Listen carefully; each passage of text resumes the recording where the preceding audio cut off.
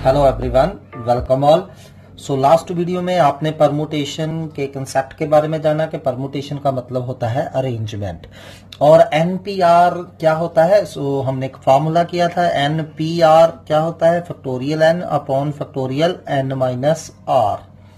ठीक है, तो मैंने ये भी बताया था कि अगर एनपीआर है तो हम इसे शॉर्टकट कैसे लिख सकते हैं। तो एनपीआर को शॉर्टकट कैसे लिख सकते हैं, n minus r n minus two n minus one n minus two, एक एक कम करते जाना है टिल आर फैक्टर्स लिखने हैं। ऐसे जितना नीचे पैरों में लिखा है उतनी बार एक एक कम करते हुए हमने लिखते जाना है। तो चलिए ये क्वेश्चन करते हैं। If 2 into P 5 3 equal to P n 4 है, हमें एन फाइंड करना है। तो चलिए फाइंड करते हैं। तो 2 P 5 3 equal to P n 4 दिया है। तो अब P53 का मतलब क्या है कि हम 5 से स्टार्ट करेंगे और एक एक फैक्टर कम करते जाएंगे। 3 फैक्टर लिखने हैं। ठीक है, नीचे 3 है तो हमने ऐसे 3 फैक्टर लिखने हैं। तो क्या हो जाएगा 5 इंटू 4 इंटू 3 एंड PN4 या NP4 क्या हो जाएगा, एक एक माइनस करते जाना है। कितने फैक्टर्स लिखने हैं, यहाँ 4 लिखा है तो 4 फैक्टर ऐसे लिखेंगे, n minus one n minus two n minus 3। तो अब इसे हमने सॉल्व करना है। तो इसे सॉल्व करने के लिए हम इक्वेट कराएंगे। तो पहले ये वाली साइड लिख लीजिए, n minus one n minus two n minus 3। आप देख सकते हैं यहाँ एक एक का डिफरेंस है और सबसे लार्जर फर्स्ट नंबर है। तो इस साइड को भी हम ऐसे एक एक का डिफरेंस करके लिख सकते हैं, 5 4 3 2। And you all know 5 can be written as, 5 को हम लिख सकते हैं 5 ही, 4 को 5 माइनस वन, 3 को 5 माइनस टू एंड 2 को 5 माइनस 3। सो ऑन इक्वेटिंग, तो जब हम इक्वेट करा रहे हैं इनको तो n इक्वल टू कितना आ रहा है आपका 5। तो इस तरह से हमने n की वैल्यू फाइंड करनी है। चलिए और क्वेश्चन करते हैं इससे related. Next question is if P5R equal to 2 into P6R minus 1 find R। ठीक है, तो हमें ये दिया है 5PR equal to twice the 6PR minus 1। अब देखिए अब 5PR जो है, अब यहां हमने ये नहीं कि 5 को एक एक कम करते जाना है, कितने फैक्टर, R फैक्टर। तो जब नीचे R माइनस 1 ऐसा नंबर हो तो हमने इसे शॉर्टकट नहीं लगाना है। तो हम प्रॉपर फैक्टोरियल की डेफिनेशन यूज करेंगे, that is NPR equal two factorial n upon factorial n minus r। तो 5PR को हम लिखेंगे 5 factorial upon 5 minus r factorial. Similarly 6r minus 1 factorial को 6 factorial upon 6 minus r minus 1 factorial. ठीक है, तो ये हमने डेफिनेशन लगा दी। तो ये हो गया 5 factorial upon 5 minus r factorial equal to 2 into 6 factorial upon ये कितना आ रहा है, देखिए 6 माइनस 1, ये 5 माइनस 6 माइनस माइनस प्लस हो गया तो ये अपना आ रहा है 7 माइनस r फैक्टोरियल। तो मैंने फैक्टोरियल के सम्स आपको बताए हैं कि हमने क्या करना होता है, लार्जर फैक्टोरियल को इस तरह ब्रेक करना है कि स्मॉलर फैक्टोरियल आ जाए। तो देखिए अब लाइक फैक्टोरियल कौन कौन से हैं, 5 फैक्टोरियल और 6 फैक्टोरियल। लार्जर 6 फैक्टोरियल है तो 6 फैक्टोरियल को हम ब्रेक करेंगे, 5 फैक्टोरियल ऐसे ही रखा जाएगा। और 5 माइनस r फैक्टोरियल और 7 माइनस r फैक्टोरियल में से लार्जर कौन है, 7 माइनस r। तो 7 माइनस r फैक्टोरियल को हम ब्रेक करेंगे और 5 माइनस r फैक्टोरियल को ऐसे ही लिखेंगे। तो चलिए 6 फैक्टोरियल को हम कैसे लिख सकते हैं, 6 इंटू 5 फैक्टोरियल और 7 माइनस r फैक्टोरियल को 7 माइनस r, 6 माइनस r एक कम कर दिया, फिर एक और कम कर दीजिए 5 माइनस r फैक्टोरियल।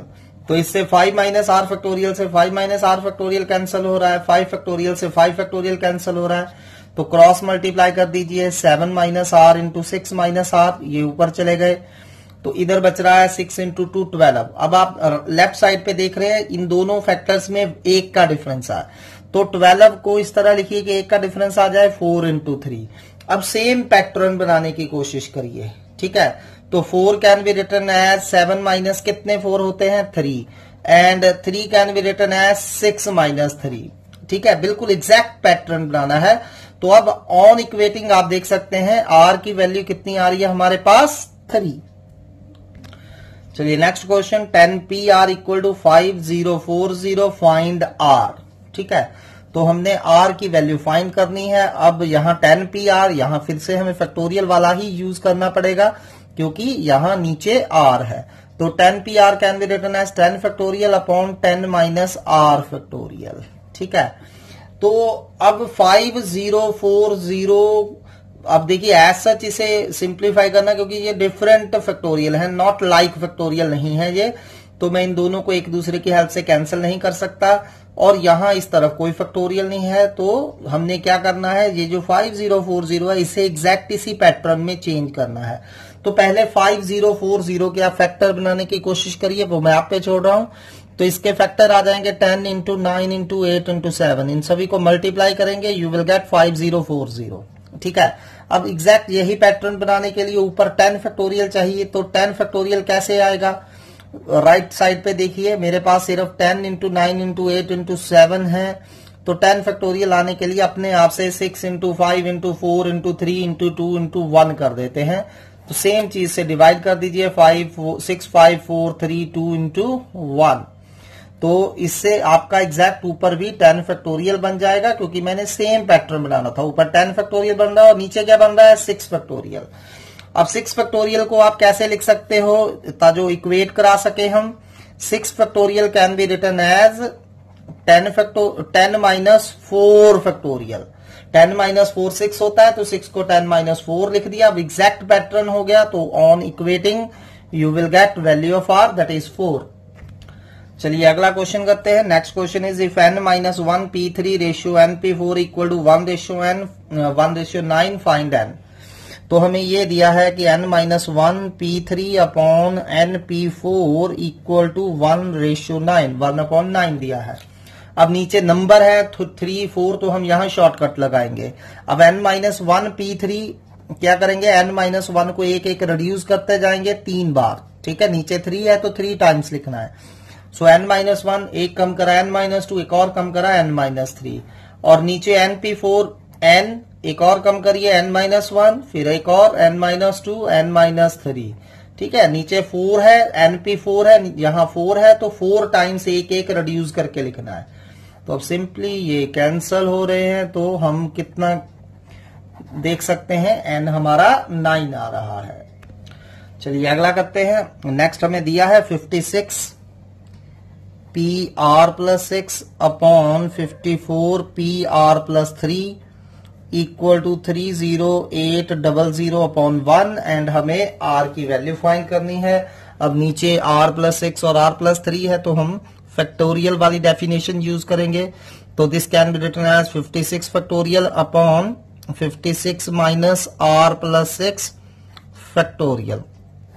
सिमिलरली ये कैसे लिखेंगे, 54 factorial upon 54 minus R plus 3 factorial equal to 30800 आ रहा है हमारा। ठीक है, अब इसको उल्टा के मल्टीप्लाई में लिख दीजिए, और लाइक फैक्टोरियल चलिए पहले लिख लेते हैं फिर करते हैं। 56 फैक्टोरियल अपॉन ये कितना हो गया, 56 माइनस 6 50 माइनस R फैक्टोरियल। ठीक है, और ये उल्टा के मल्टीप्लाई में लिखेंगे 54 माइनस 3 51 माइनस R फैक्टोरियल, और नीचे ये 54 फैक्टोरियल एज सच 30800। ठीक, अब लाइक फैक्टोरियल आइडेंटिफाई करिए। 56 और 54 लाइक है, 51 minus R and 50 minus R like है। तो लाइक में से लार्जर को इस तरह से ब्रेक करना है, स्मॉलर आ जाए। तो 56 factorial can be written as 56 into 55 into 54 factorial, और ये जो 51 माइनस R है this can be written as 51 minus R into 50 minus R factorial upon 50 minus R factorial upon 54 factorial equal to 30800। तो ये हमारे कैंसल हो रहे हैं। तो 50 माइनस R फैक्टोरियल से 50 माइनस R फैक्टोरियल कैंसल हो रहा है, तो इन दोनों को इस डिनोमिनेटर में ले जाइए। सो 51 माइनस R 30800 अपॉन 56 इंटू 55 आ रहा है। ठीक, तो अब आप इसे सॉल्व कर लीजिए। ठीक है, जब आप इसे सॉल्व करेंगे तो ये आपका 10 बच रहा है। तो 51 माइनस R आपका 10 आ जाएगा। ठीक है, R इस तरफ ले आइए, 10 उस तरफ ले जाइए, तो R हमारा 41 आ रहा है। Similarly, try this question. If 9p5 plus 5 into 9p4 equal to 10pr, find r. 5 आ जाएगा. If 2n plus 1 pn minus 1 ratio 2n minus 1 pn equal to 3 ratio 5, find n. If 22 pr plus 1 ratio 20 pr plus 2 equal to 11 ratio 52, find r. तो इसमें आपकी r की value कितनी आ रही है? 7. Next question is pnn equal to 2 pn, n minus 2. बहुत easy question है, चलिए करते हैं. Obviously we will take right hand side here. So right hand side is 2 into permutation of n, n minus 2. तो यहाँ फॉर्मूला लगा दीजिए. This can be written as n factorial upon n minus 2 factorial. ठीक है. So n से n हमारा cancel हो रहा है, तो क्या बच गया? 2 into n factorial upon 2 factorial. And you all no 2 factorial 2 होता है. 2 से 2 कट गया, क्या बचा? n factorial.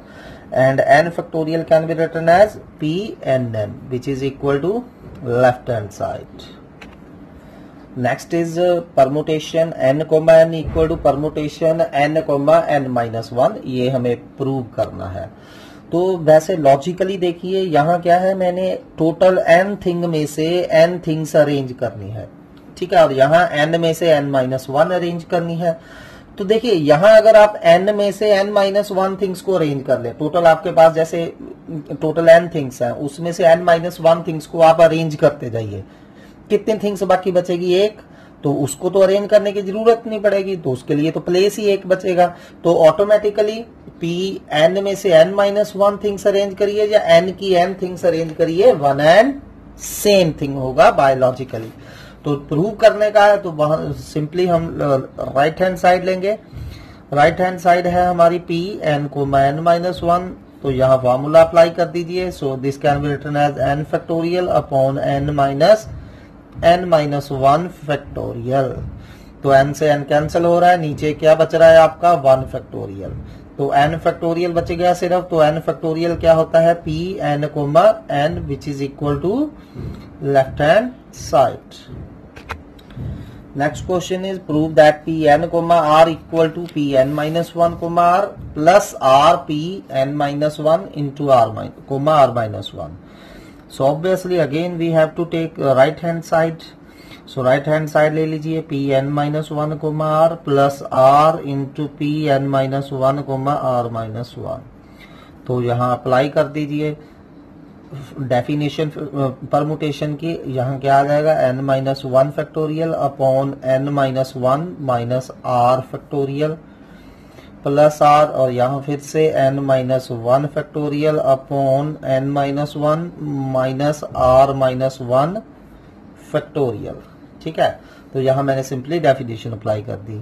तो क्या बच गया? n minus 1 factorial upon n minus r minus 1 factorial plus r into n minus 1 factorial upon, और यहाँ क्या बच गया? n माइनस r और माइनस 1, एंड ये माइनस माइनस प्लस 1 हो जाएगा, आपस में कैंसिल हो जाएंगे. तो n minus r factorial.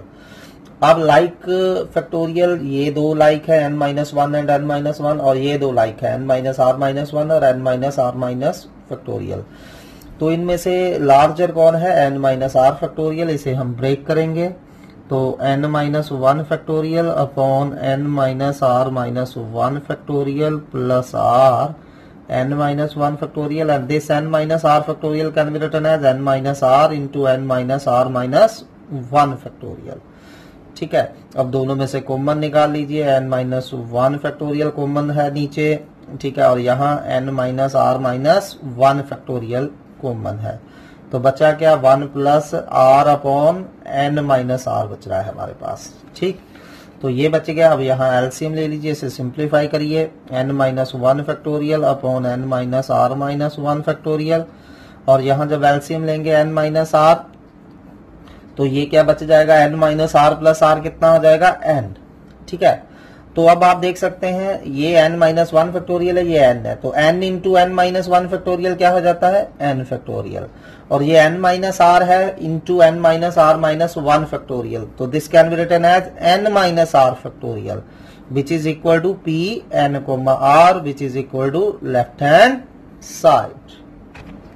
Next question is prove that p n, r equal to n p n minus 1 r minus 1. So बहुत easy है ये, आप अब easily कर सकते हैं. So obviously again we have to take left hand side, n into p n minus 1 r minus 1. ठीक है. So इसे हम कैसे लिखेंगे? n minus 1 factorial upon n minus 1 minus r minus 1 factorial. ठीक है. तो चलिए इसे थोड़ा सा सिंप्लीफाई करते हैं. n into n minus 1 factorial upon, और ये क्या बच रहा है? -1 से +1 कैंसिल हो गया, n माइनस आर फैक्टोरियल. और n into n minus factorial को हम n फैक्टोरियल वापस लिख देंगे, तो ये बच गया. और so n factorial upon n minus R factorial क्या होता है? pnr. ठीक है. यही हमें शो करना था left hand side. Next is in how many ways can 6 person stands in A Q. अब ये प्रैक्टिकल सम्स हैं रिलेटेड विद परमुटेशन. अब इन क्वेश्चंस को चाहे तो आप परमुटेशन से करिए, चाहे आप प्रिंसिपल अकाउंटिंग से करिए, कोई दिक्कत नहीं है. ठीक है. अब देखिए 6 पर्सन्स को हमने क्यू में स्टैंड करना है, तो मतलब देयर आर 6 प्लेसेस. ठीक है. तो जैसे ये 6 प्लेसेस है, ये 6, ठीक है, 6 पर्सन्स इन क्यू में स्टैंड करने हैं. तो 6 प्लेसेस पे 6 पर्सन कितने वे से अरेंज किया जा सकते हैं? जितने बार आप इन 6 पर्सन्स को इन 6 प्लेसेस पे अरेंज करते जाएंगे, उतने ही हमारे पास नंबर ऑफ वेज होंगे. तो 6 ही प्लेसेस हैं, 6 पर्सन है, तो 6 पर्सन 6 प्लेसेस पे कितने वे से अरेंज किए जा सकते हैं? 6p 6 वे से. ठीक है. सो 6 person can be arranged on 6 places in a queue in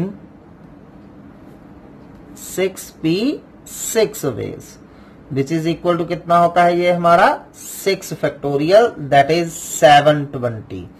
या फिर आप ऐसे भी कर सकते थे इसे कि ये हमारे 6 प्लेसेस है क्यू में, तो फर्स्ट प्लेस पे हमारे पास कितनी ऑप्शन है फिल करने की? 6 वेज, क्योंकि आपके पास 6 पर्सन है, कोई भी 6 में से कोई एक यहां प्लेस कर दीजिए. सेकंड कितने वे होंगे? अब यो पर्सन यहां खड़ा हो गया, उसको यहां तो ऑब्वियसली नहीं खड़ा कर सकते, तो हमारे पास इस प्लेस को फिल करने के कितने वे हो गए? 5 ways, 4 ways, 3 ways, 2 ways, 1 ways. ठीक है. चाहे आप प्रिंसिपल अकाउंटिंग से कर लीजिए, अगेन 720 विल बी आंसर. चलिए अगला क्वेश्चन करते हैं. It is required to seat 8 men and 4 women in a row so that women occupy even places. How many such arrangements are possible? अब देखिए आपके पास टोटल 12 पर्सन हैं, तो मतलब there are 12 seats. First, second, third, fourth, fifth, 6, 7, 8, 9, 10, 11, 12. अब आप करना क्या चाहते हो? इनमें से जो इवन प्लेसेस है, ठीक है, ये वाला इवन प्लेसेस, ठीक है, 1, 2, 3, 4, 5, 6. तो ये मेरे पास 6 इवन प्लेसेस है. मैं क्या करना चाहता हूं कि इन जो विमेन है वो इन 6 इवन प्लेसेस में से किसी 4 प्लेसेस पे ही बैठे, क्योंकि 4 विमेन है ना हमारे पास, तो 4 विमेन इन 6 सीट्स पे ही हमने उनको बिठाना है. ठीक है. तो पहले वुमेन के लिए देखिए कितनी सीट्स अवेलेबल हैं? 6. तो है कितने विमेन? 4. तो 4 विमेन 6 सीट्स पे कितने वे से अरेंज की जा सकती हैं? Obviously 6p 4 ways. ठीक है. तो 4 women can be seated on the 6 even places in 6p 4 ways. तो जब वो 4 women बैठ गई, ठीक है, मान लीजिए एक यहां बैठ गई, एक यहां बैठ गई, एक यहां, एक यहां, ठीक है, 4 women को आपने सीटेड कर दिया. जब ये 4 women सीटेड हो गई, तो आपके पास बाकी कितने प्लेसेस बचे? ऑब्वियसली 8, 6 ऑड वन थे और 2 जो इवन जो चेयर्स थी वो खाली बच गई. तो 8 प्लेसेस बचे. उन 8 प्लेसेस पे वो 8 मैन को हम सीटेड कर देंगे. तो 8 प्लेसेस पे 8 मैन सीटेड करने के कितने वे होंगे? 8p8 veg. ठीक है. सो 4 women can be seated. 4 women can be seated on 6 even places. 6 even places in 6p 4 ways. ठीक है. और जब विमेन बैठ गई and 8 men can be seated on rest of 8, जो 8 सीट्स बच गई हमारी in 8p8 ways. So therefore total number of ways कितने हो गए आपके? अब आपके पास ऑप्शन है या आपने दोनों चीजें करनी ही करनी है? अब हमने विमेन को भी बिठाना है एंड मेन को भी बिठाना है, तो एंड आ रहा है, तो हमें क्या करना हो जब एंड होता है? तो multiply.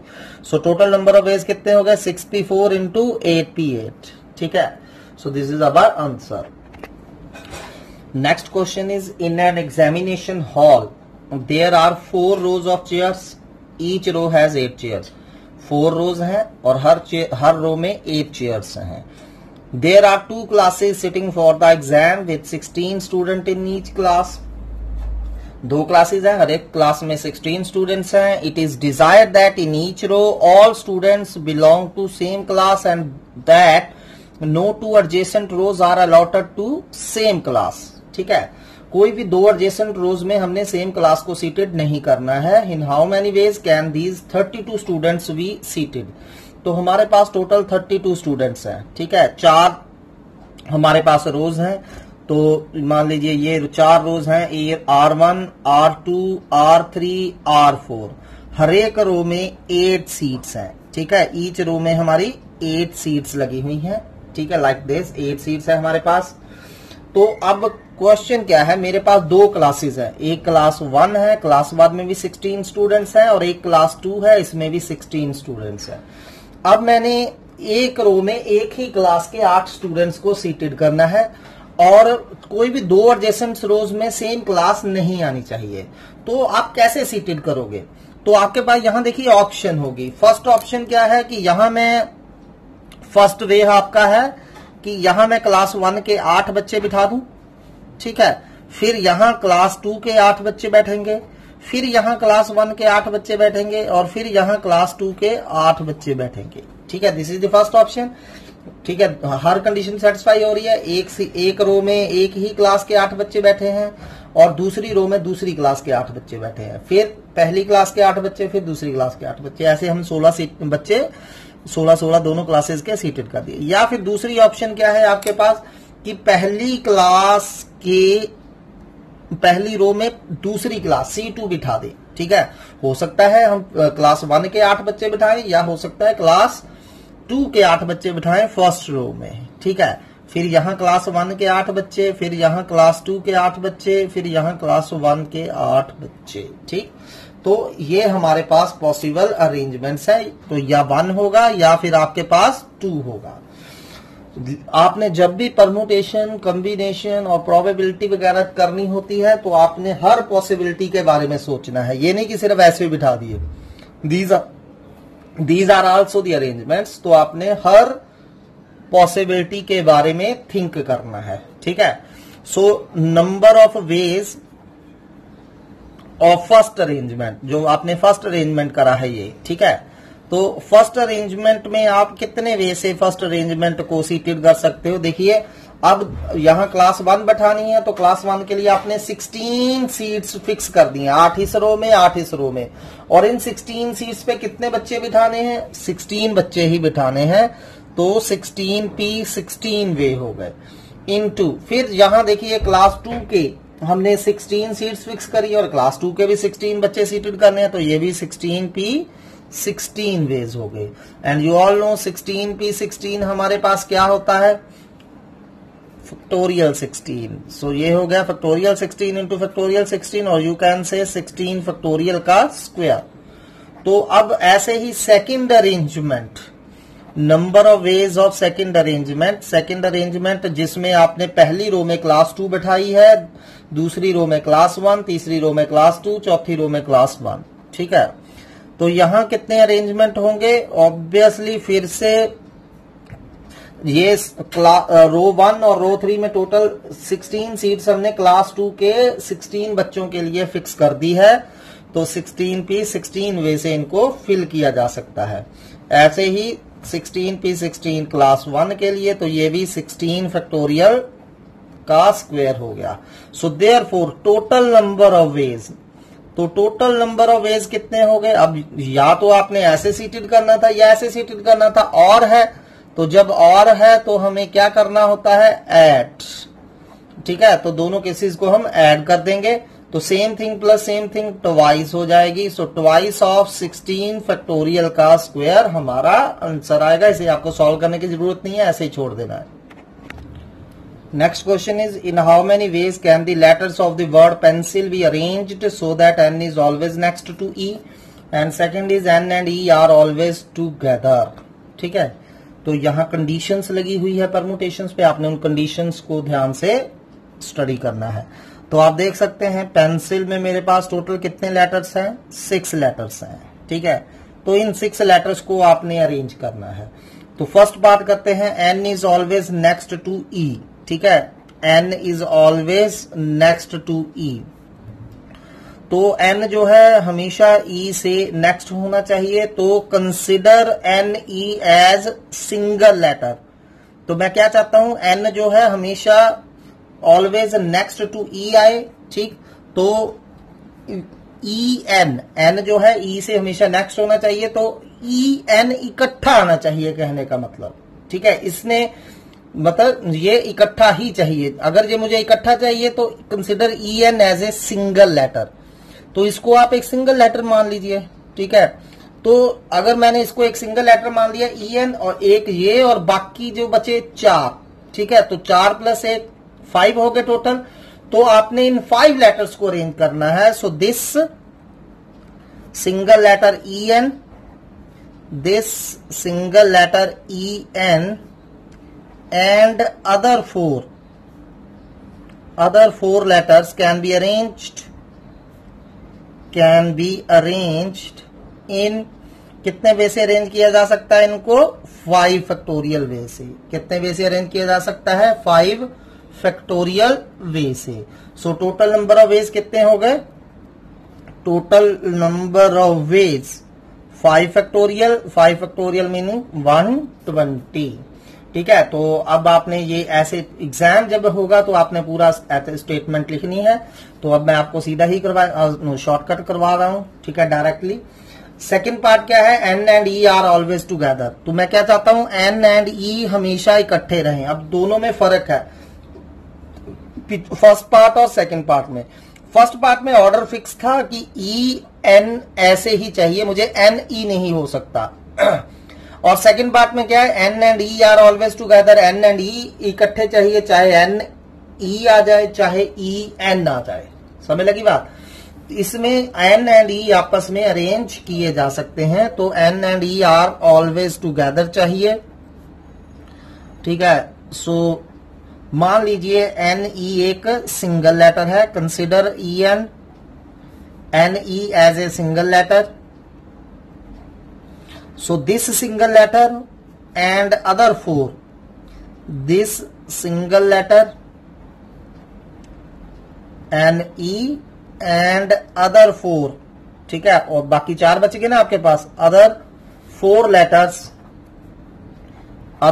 letters can be arranged in 5 factorial ways, in 5 factorial ways।